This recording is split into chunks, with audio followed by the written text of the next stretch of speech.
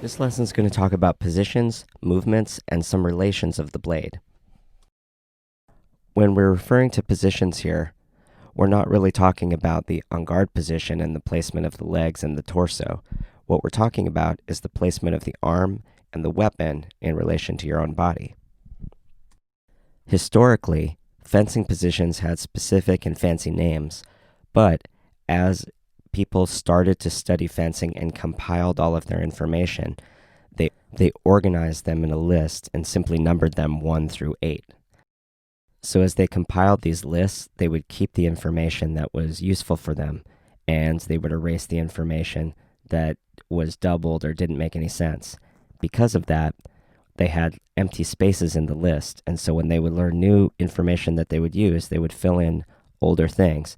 That's why we teach the parries out of order, because the parry positions that they kept originally were 4, 6, 7, and 8.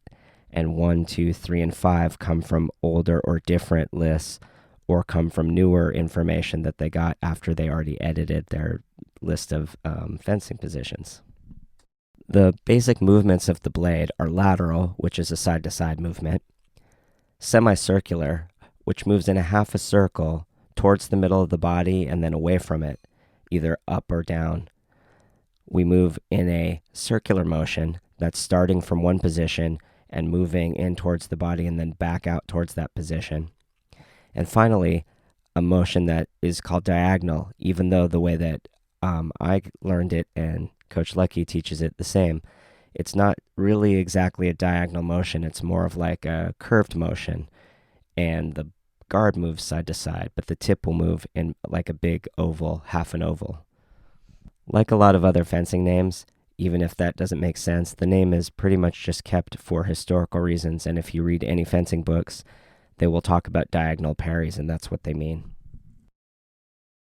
One more thing about some of the positions are in the drawings that are in the lesson, you'll notice there's also some drawings of the hand in the bell guard. These are drawings of the hand from the perspective of the fencer. Now, my apology to left-handed fencers, because they are drawn from a right-handed person's perspective. It's much easier to see in diagram or illustration. I want you to look at this. This is where the arm's in supination, as opposed to this, where the arm is in pronation. Because of the difference in arm position, the pronated forearm in position 1 and position 5 look a little bit different from the perspective of the fencer. Remembering the relations of the blade, high, low, or inside, outside, every position is said to defend a certain sector of the target. Or really, it's protecting a certain path around the bell guard to get to a target. I'm going to describe each position that you're going to see in a few different ways. The first position we're going to look at is the first position that we probably learned when fencing epee. Whether or not we knew its name, this is position 6. Position 6, the tip is above the hand. The weapon is closing the high outside line. The hand is in supination. The next position is position 4. Position 4, the tip is also above the hand. The weapon is closing the high inside line. The hand is slightly turned towards pronation.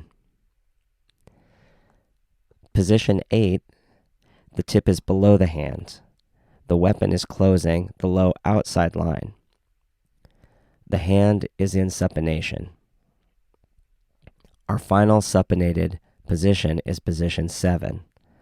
Position 7, the tip is below the hand, and the weapon is closing the low inside line. The next position, position 2, resembles very much position 8. The tip is below the hand, and the weapon is closing the low outside line. The difference, the characteristic difference, is that the hand is in pronation. Position 3 is the most uncommon position in epee, and position 3 is similar to position 6. The tip is above the hand, and the weapon closes the high outside line. However, the hand is in pronation. Position 1 is one of the more common positions except how it was traditionally done. The current position 1, or what everybody uses as 1, is actually a high 1.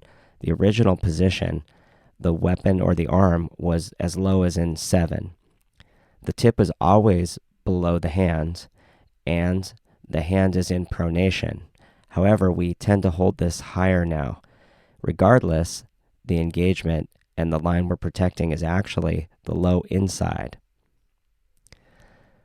The last position is position 5.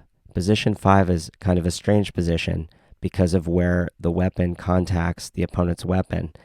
It makes it look also just like position 1.